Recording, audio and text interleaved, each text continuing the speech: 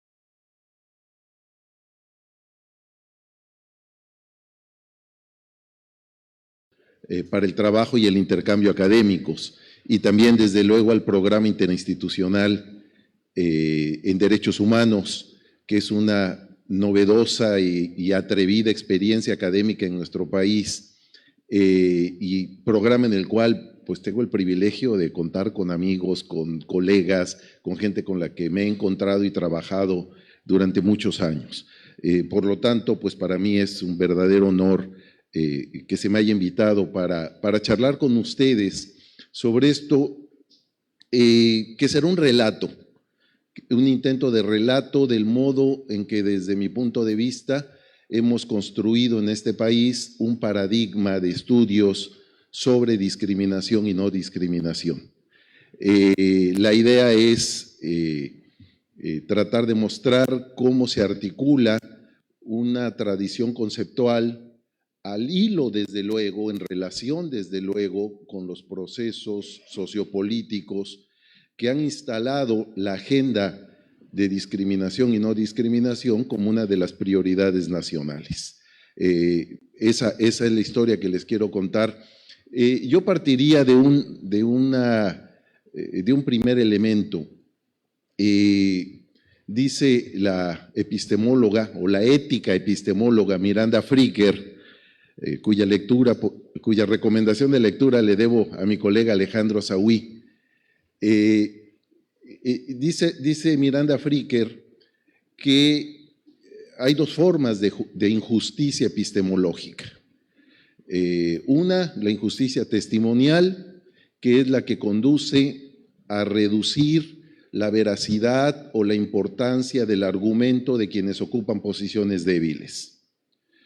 Y hay otra injusticia, que es la hermenéutica, que es la que tiene que ver con el silencio alrededor de formas de injusticia para las cuales no existe conceptualización, para las cuales no existe vocabulario, para las cuales no existen las categorías que nos permitan identificarla como eso, como formas de injusticia, aunque la intuición nos pudiera decir que allí están presentes, y en el caso de la discriminación están presentes desde hace siglos. Yo creo que en el tema de la discriminación se reúnen las dos formas de injusticia.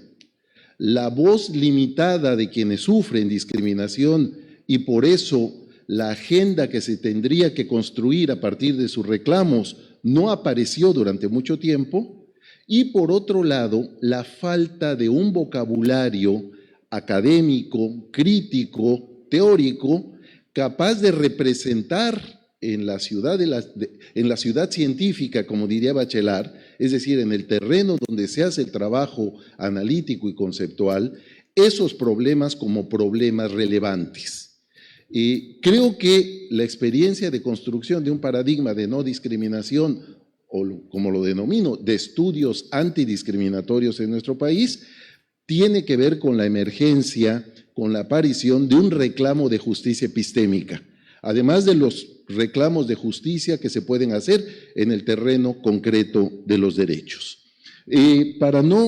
Ya sé que han estado trabajando mucho estos días, para no saturarlos, voy a plantear una serie de ideas, muchas de las cuales ustedes tendrán claras desde luego, pero solo voy a tratar de articularlas en un hilo que nos permita llegar a algunas conclusiones y previsiones sobre esta construcción de un paradigma de estudios discriminatorios en nuestro país.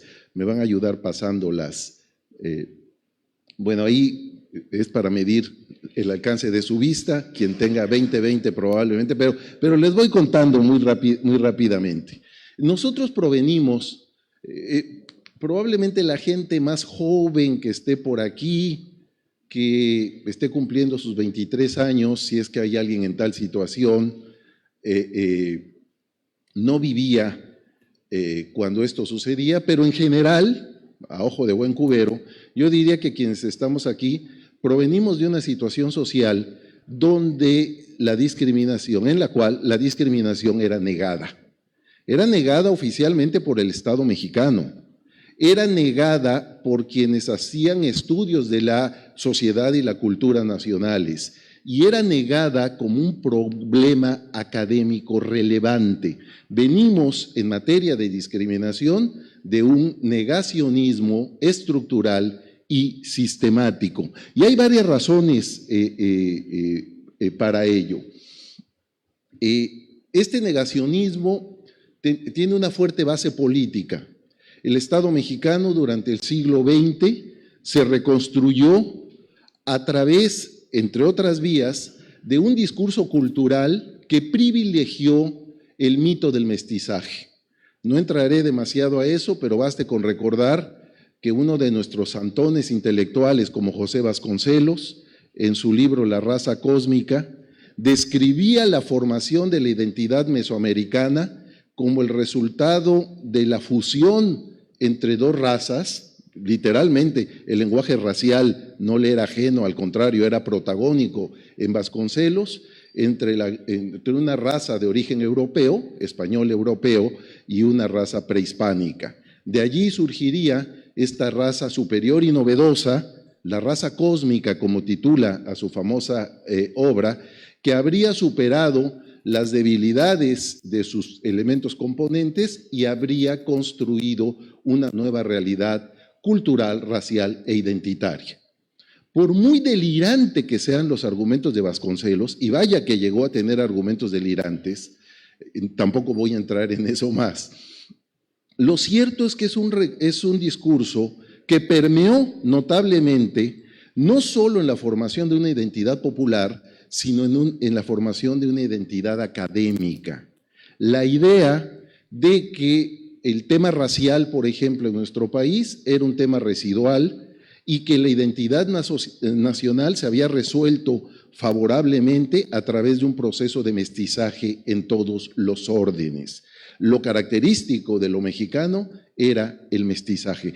A tal grado es fuerte este discurso y a tal grado fue defendido por grandes pensadores que todavía la obra de Octavio Paz funciona como referente para entender nuestra identidad. Es uno de los grandes pensadores del mestizaje. Y hoy día todavía Enrique Krause plantea la identidad mexicana como identidad mestiza, con lo cual, desde luego, se invisibilizan los grupos que quedan fuera de esa identidad, los grupos que no están integrados, digamos, a esa identidad novedosa. Eso constituyó lo que la filosofía de la ciencia llama un obstáculo epistemológico. Nos impidió tomarnos en serio, por ejemplo, los estudios sobre el racismo en México, que tuvieron que pasar, yo diría, por una especie de travesía por el desierto, porque estaba reducido a una serie de antropólogos que estaban por ahí aislados y con un discurso solitario, porque nuestro pensamiento social no reflejaba la experiencia de la discriminación, ¿no? En ese caso, la racial.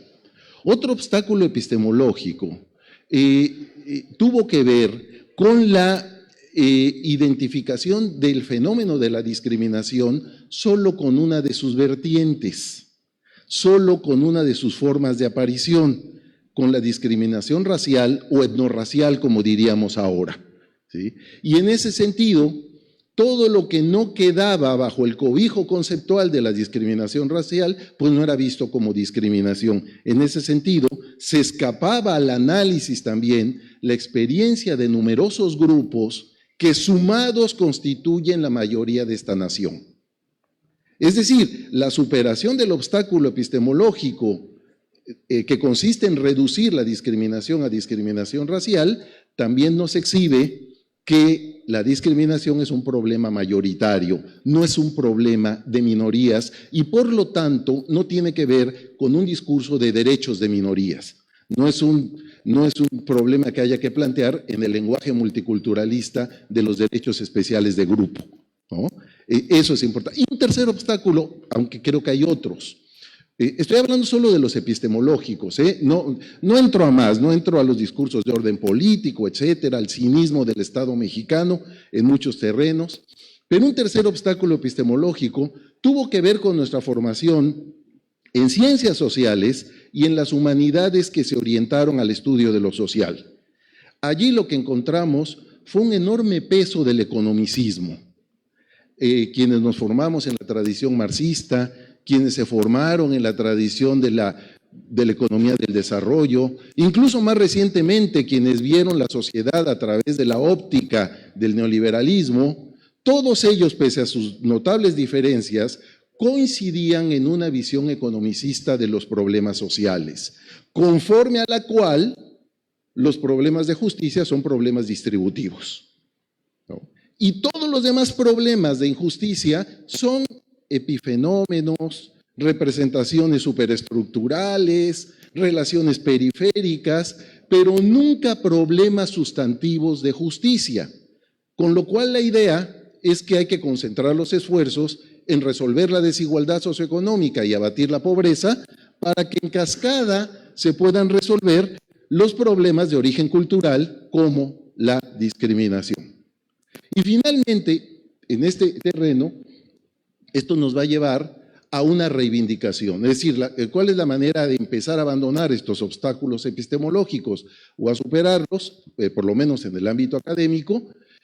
Lo que hacemos es la reivindicación de la eficacia de lo cultural, la eficacia material de los procesos culturales, de los procesos de formación de identidades, de los procesos de formación del prejuicio, del estereotipo y de la estigmatización, que nos van a permitir encontrar otras fuentes de la desventaja social.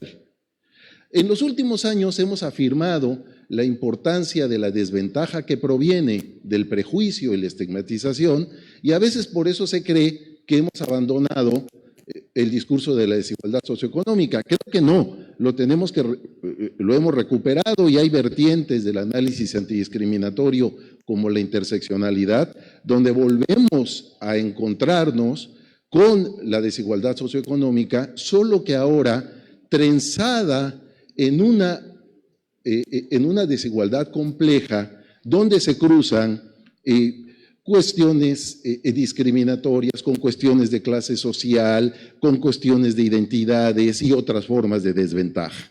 En ese sentido, no hay discurso antidiscriminatorio hasta que no logramos ir deshaciéndonos, ir superando estos obstáculos epistemológicos, como les llamó Bachelard, o estos prejuicios, como les llamaría Miranda Fricker. Si pasamos a la siguiente, por favor. ¿Cómo se hace visible la discriminación?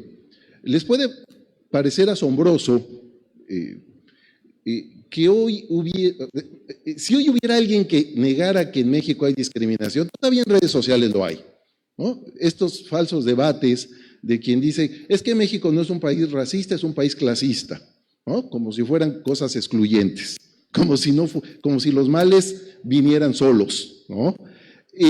Pero lo cierto es que solo hasta este siglo XXI, en nuestro país, pero también he de decir, en el resto del mundo en general, nos hemos hecho conscientes de que hay un fenómeno de desigualdad estructural que se llama discriminación. En México ni siquiera estaba tematizado y hoy día sabemos, por ejemplo, gracias a los datos que nos han dado las ya 4 encuestas nacionales sobre discriminación, que el nuestro es un país poderosamente excluyente y radicalmente discriminatorio contra la mayoría de su población. Yo les invito a consultar incluso la historia epistemológica de estas 4 encuestas. Solo quisiera recordarles que cuando se hizo la primera, que tuvimos la oportunidad de discutirla, de hecho de las 4 he participado en la discusión metodológica de 3, lo que estaban diseñando los expertos en demoscopia era una encuesta sobre pobreza, porque no había, esto que dice Miranda Fricker, no había recursos conceptuales para medir procesos de discriminación. Entonces tuvimos que aprender, tuvimos que buscar bibliografía, tuvimos que copiar metodología, y hoy les podría decir que las encuestas sobre discriminación en México, se acaba de publicar la última, apareció en 2023, normalmente la encuesta se fecha en el año de su levantamiento, entonces se levantó en 2022 y la acaba de publicitar CONAPRED y e INEGI, ¿no? Que son las instancias que ahora la presentaron. Las encuestas muestran elementos que las encuestas estándar en otros países no muestran, como relaciones de interseccionalidad, por ejemplo, o un tema sobre el que voy a llamar la atención cuando cierre esta exposición. En ese sentido, se visibiliza la discriminación no porque los teóricos decidan hacerlo, no porque las estudiosas y los estudiosos de repente les aparece una bombilla, se les enciende y dicen, ahora voy a estudiar discriminación, sino porque el proceso social se nos echa encima, ¿no? Nos pasa por encima. Y en ese sentido, lo que hace la teoría es empezar a reflejar un proceso muy poderoso de sensibilidad política y de cambio social que desemboca, entre otras cosas, en la reforma constitucional de 2001, que introduce en el artículo 1 de la Constitución la cláusula de no discriminación, incluso las dos reformas a esa cláusula, la de 2007, que fue la que cambió esa rarísima denominación de capacidades diferentes, que a mucha gente no sé por qué le gusta, por el nombre adecuado, que es discapacidad, y la de 2011, que redondea la cláusula y le pone por fin el adjetivo o el apellido que hacía falta al tema de las preferencias, porque la Constitución originalmente solo hablaba de proteger preferencias, como si no fuera claro que el contenido debían ser preferencias sexuales, ¿no? Y así es como ahora está en la Constitución. Pero a partir del cambio en la Constitución, tuvimos el desarrollo de legislación secundaria o reglamentaria, que muchos de ustedes deben conocer, el desarrollo de instituciones garantes y el desarrollo de rutinas jurídicas que penetraron en las sentencias, en los criterios del Poder Judicial. Hay que decirlo, estamos todavía muy lejos de un funcionamiento regular con criterios y principios antidiscriminatorios en el sistema de justicia, en el sistema de instituciones públicas, pero es que venimos de muy atrás, de no tener prácticamente nada y en estas 2 décadas ir construyendo un mínimo andamiaje legal e institucional. Y claro, la novedad para nosotros es en el debate académico. ¿Qué hemos hecho en el debate académico?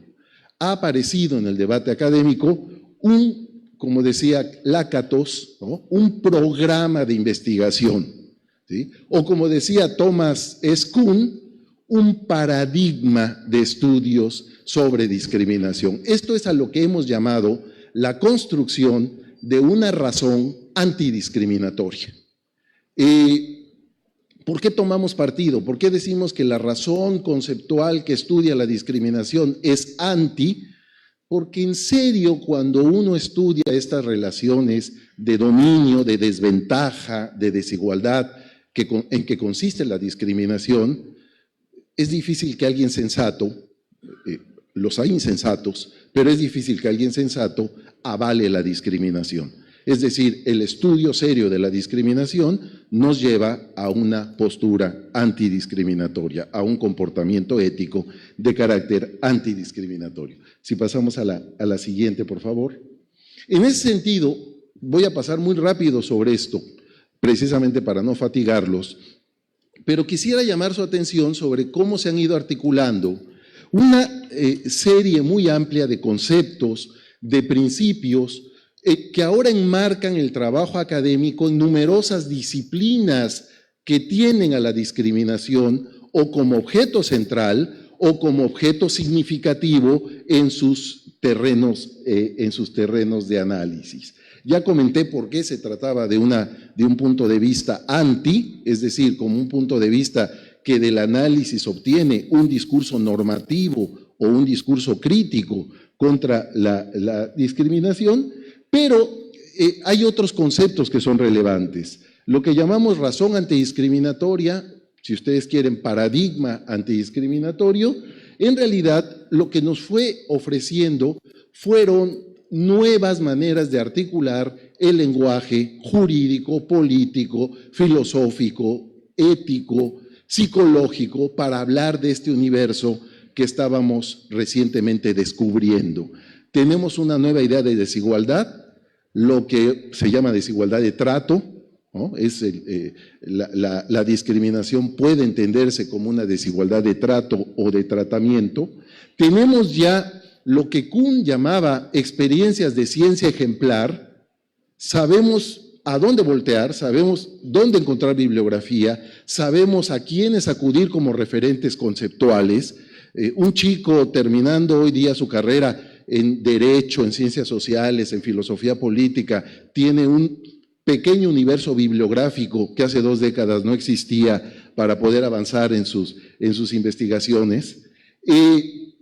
Tenemos programas y contenidos académicos que antes no existían, ¿no? En el Instituto de Investigaciones Jurídicas de la UNAM llevamos, Ricardo por ahí debe saber, como 17, como 18 experiencias anuales del famoso diplomado, y ahora en muchas partes hay estudios sobre discriminación. Tenemos producción editorial. Los proyectos de investigación sobre discriminación son evaluados e incluso financiados por las agencias que se encargan de… Así se forman los paradigmas académicos, ¿no? Es decir, la discriminación se ha ido convirtiendo en lo que Kuhn llamaba también ciencia normal. Ya no es raro, ya no es una excentricidad, ya no es una opción frente a la cual los colegas dicen qué cosas tan raras son las que te interesan, porque aquí hay que dedicarse a la verdadera desigualdad, que siempre parecía ser la económica. Tenemos en ese sentido agendas académicas internas en nuestras universidades que están preocupadas por la discriminación, ¿no?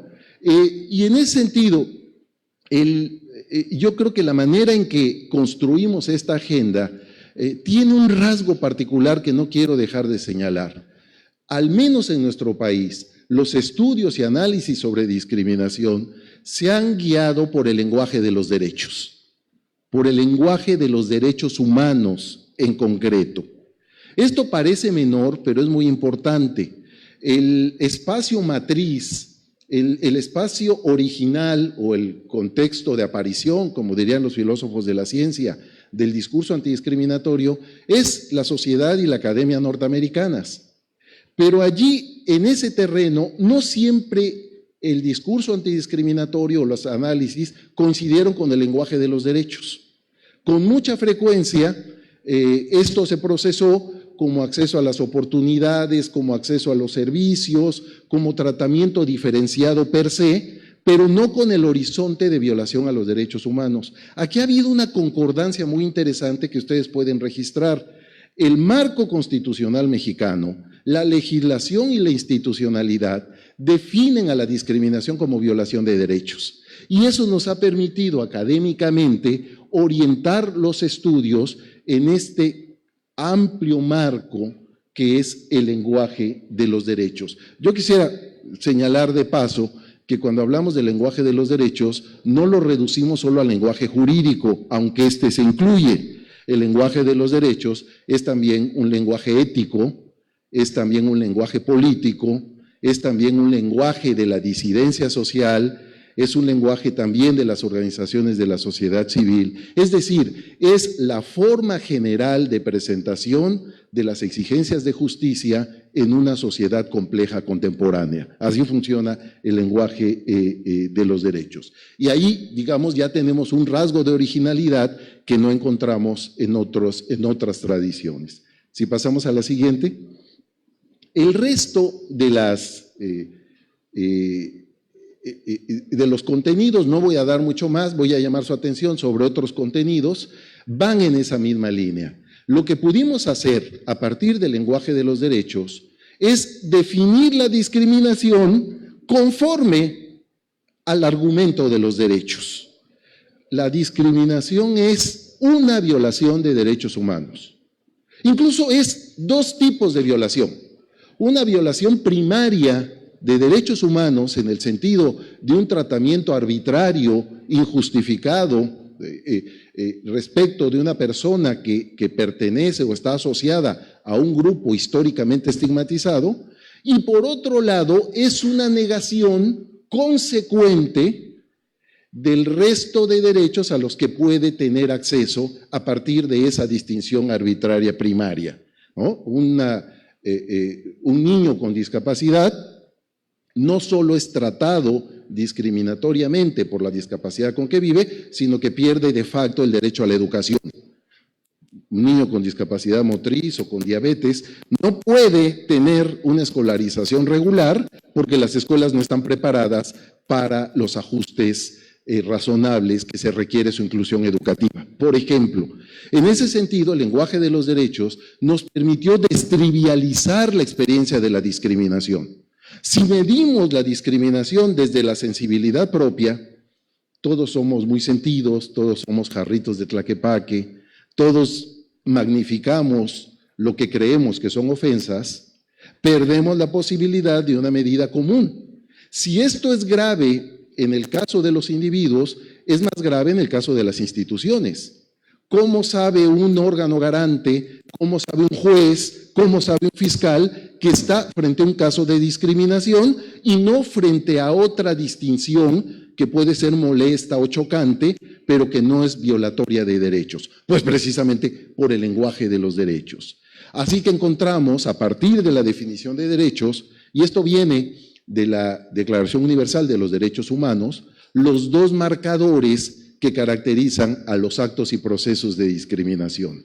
Siempre hay grupos, primer marcador, grupos históricamente sujetos al prejuicio, grupos estigmatizados, y siempre hay violación de derechos. Hay una larga discusión sobre lo que queda fuera, el sufrimiento de las víctimas, la experiencia subjetiva de la desigualdad, no se desatiende, pero el núcleo de la definición está basada en el criterio de los derechos.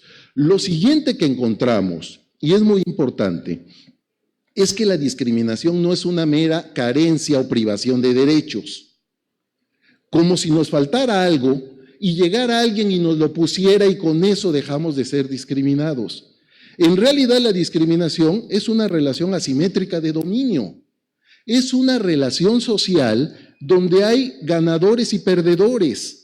Y la pérdida de quienes son discriminados construye la ventaja o el privilegio de quienes discriminan. Por eso es tan difícil revertir las relaciones de discriminación. Por eso es tan difícil consolidar los logros que en materia antidiscriminatoria se logran. Yo siempre les recuerdo, ahora que estamos entrando a temas electorales, ¿no?, por nuestra dinámica política, que la legislación de cuotas, ahora de paridad de género en la representación política en nuestro país, fue votada por los mismos partidos que inmediatamente se dedicaron a hacer trampas para violarla, ¿no? Justamente cuando se dieron cuenta que una medida antidiscriminatoria eficaz remueve privilegios y cambia la distribución de ventajas de la vida social, ¿no? En ese sentido, la lucha por la no discriminación no es una lucha pacífica, no nos deja en los lugares de los que hemos partido.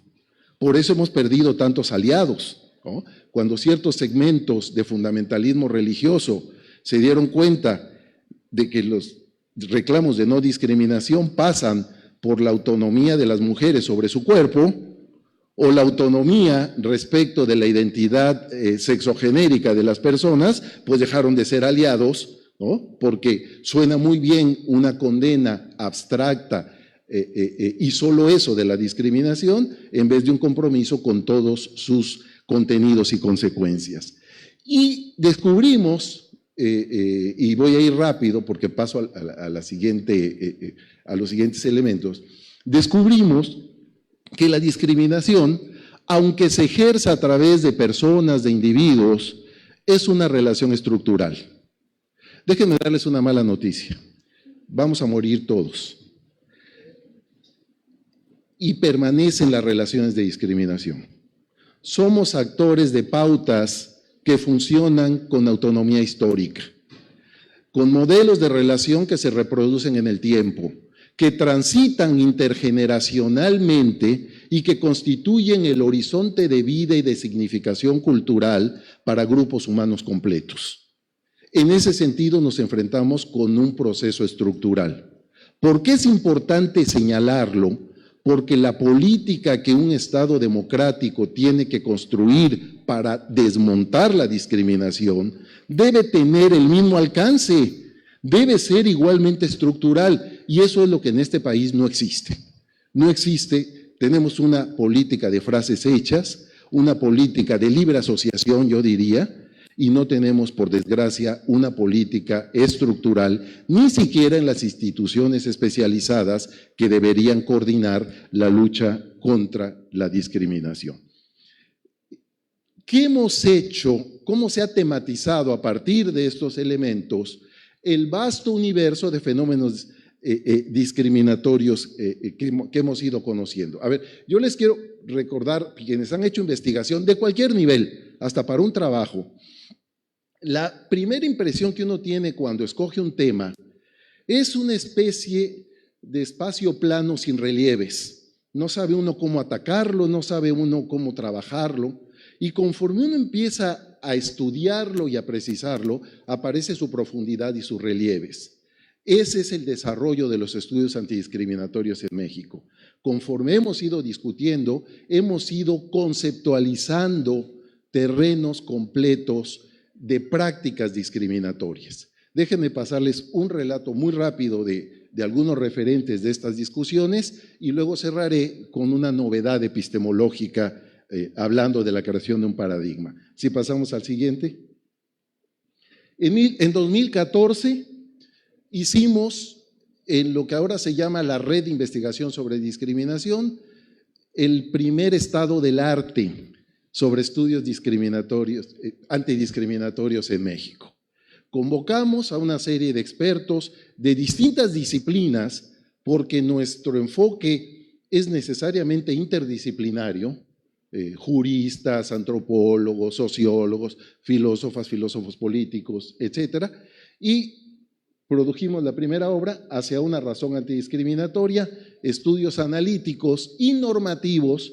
Normativos pueden ser filosófico-políticos y jurídicos, ¿no?, sobre la igualdad de trato. Esta es la primera obra, casi todos son volúmenes, déjenme redundar, voluminosos, porque hemos tratado de incluir lo más vivo, lo más señalado de quienes están estudiando estos temas. Adelante, la siguiente. En 2017, con el auspicio de esta casa, de la Universidad Autónoma de Campeche y de la Universidad Autónoma de Guadalajara, publicamos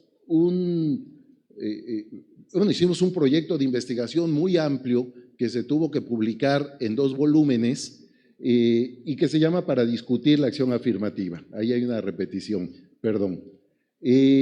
La primera de carácter más normativo y teórico, la segunda es un análisis de procesos y circunstancias. Esta obra en especial tiene un alcance que vale la pena señalar. En nuestro país, desde hace mucho, no discutimos sobre si existe discriminación positiva o discriminación contraria. Cualquiera que tenga una mínima idea del tema sabe que el concepto central del tratamiento diferenciado, del tratamiento preferencial, se llama acción afirmativa. Así está en la ley.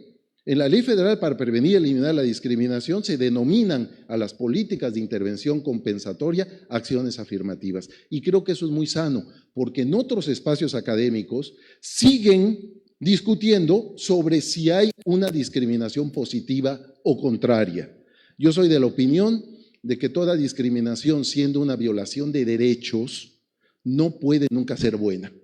Es como la envidia, que aunque digan lo que digan, no hay de la buena. Siempre es mala, ¿no? Siguiente. En 2017, pegadito, porque empalmamos los proyectos de investigación, publicamos hicimos un proyecto y publicamos una obra.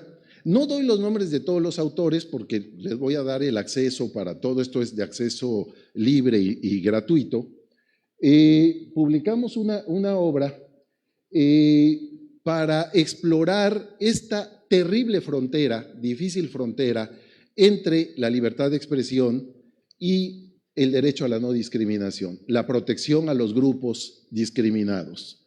La mayor parte de nuestros colaboradores acabó siendo demasiado liberal y tenemos una obra muy orientada a proteger la libertad de expresión contra los abusos del control, lo cual es sorprendente viniendo de una agrupación de gente que estudia discriminación. Pero esto es lo que se titula El prejuicio y la palabra. Siguiente. En 2019 incursionamos en un terreno novedoso, la medición de la discriminación. Hicimos un proyecto de investigación de ciencias sociales directamente para identificar la manera en que se miden los procesos, los datos de la discriminación. Y aquí tenemos sociólogos, economistas, demógrafos y alguno que otro filósofo discutiendo sobre las categorías de medición. Allí nuestro mundo académico ha sido original. Estamos por delante de la Academia Norteamericana en materia de medición de discriminación.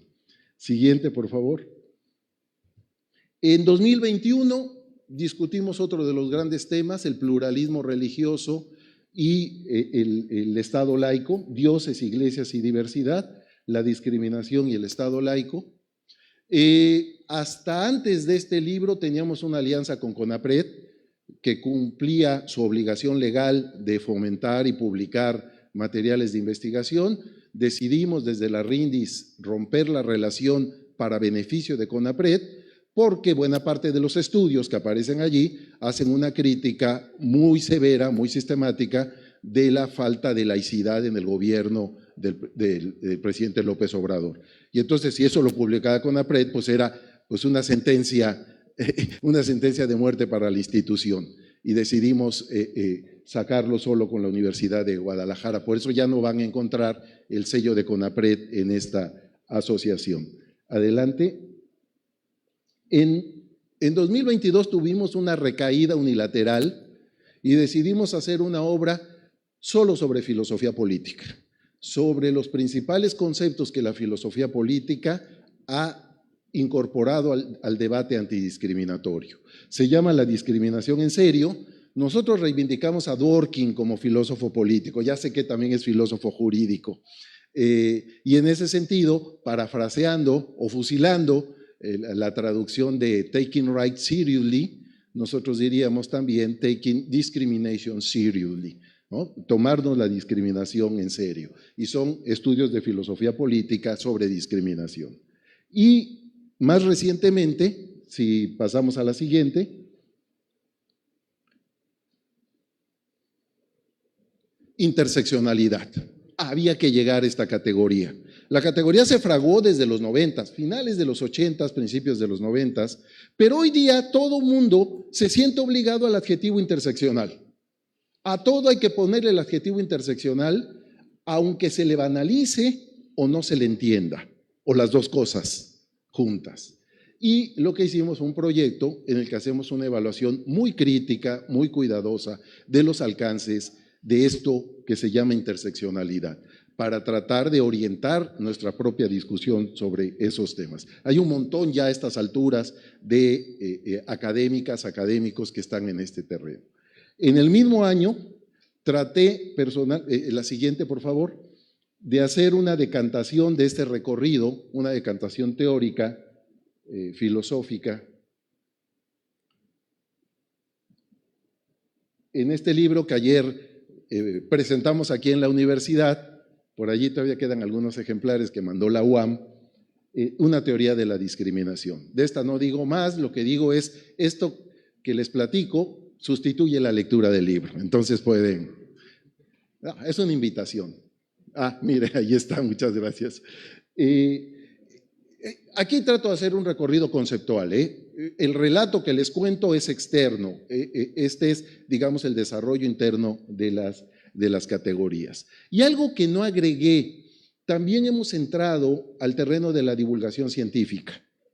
La UNAM, que es la gran institución en materia de divulgación científica en este país, tiene una colección que se llama ¿Cómo ves?, que originalmente es una revista de divulgación.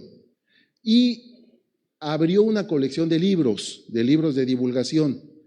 Y el primer tema que no es relativo a ciencias duras, o a ecología, o a biología, es cómo ves la discriminación, que sería como el hermano menor de esta teoría de la discriminación. Me costó más trabajo hacer la divulgación que hacer la teoría.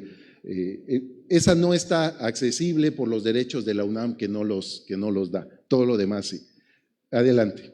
Déjenme cerrar con una plasmación de esta historia, con un ejemplo de para qué sirven estas historias.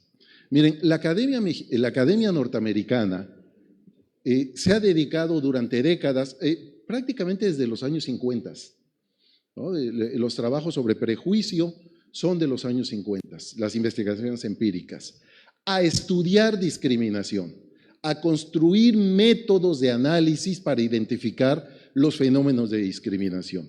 En un texto fabuloso de una socióloga que falleció recientemente, muy joven, ¿no? muy creativa en este terreno, Diva Pager, que se llama Midiendo o Medir la Discriminación, ella identifica 5 terrenos sobre los cuales reposa la experiencia de medición o métrica de la discriminación.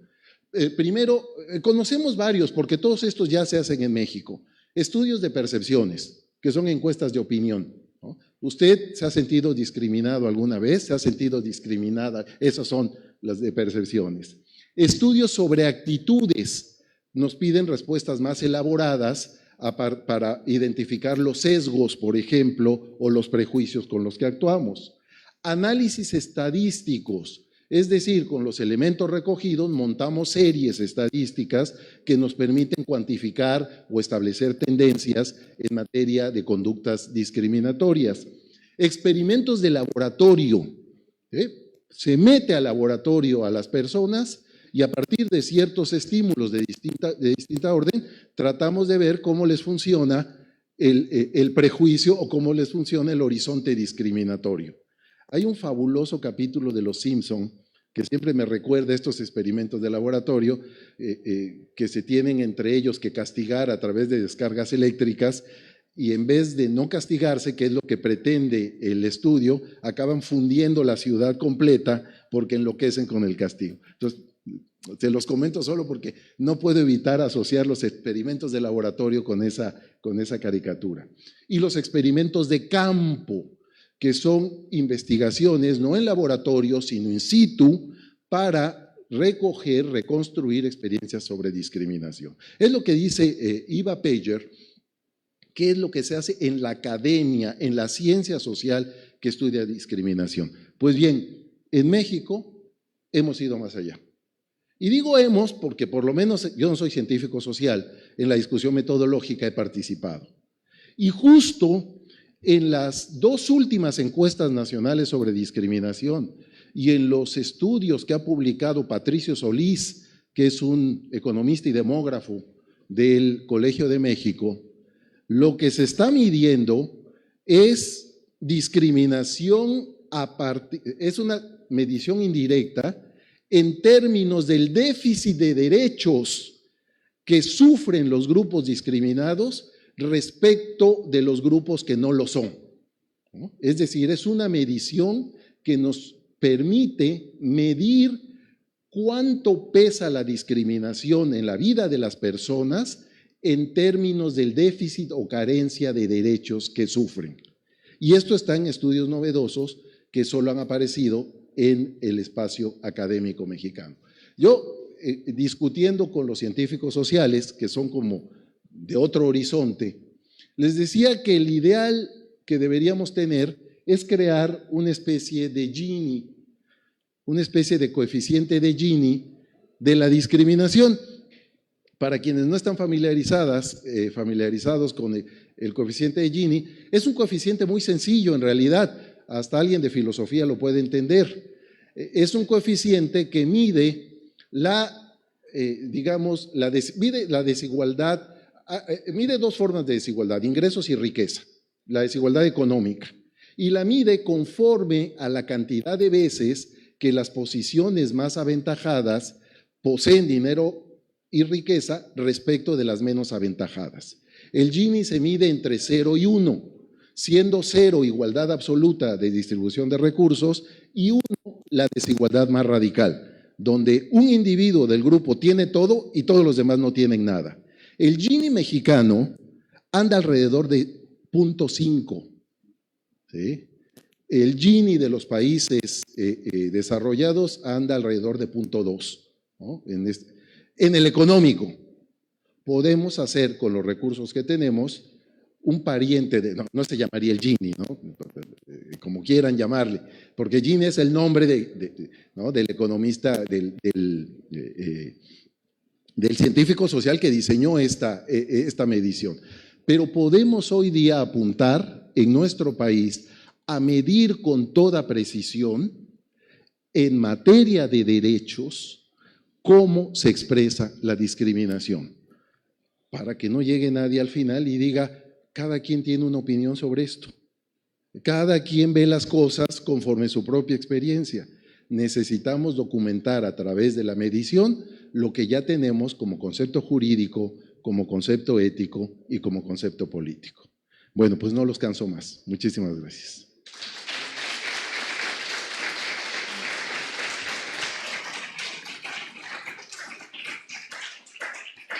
Gracias. Bueno, y solo un aviso adicional. Todas las obras referidas están en nuestras páginas electrónicas, las de la Red de Investigación sobre Discriminación y en mi página personal, Jesús Rodríguez Cepeda, están accesibles y otras más, ¿no? Todas las referidas aquí. Pues muchas gracias. Invito al doctor Domingo Flores Hernández, director general de posgrado e investigación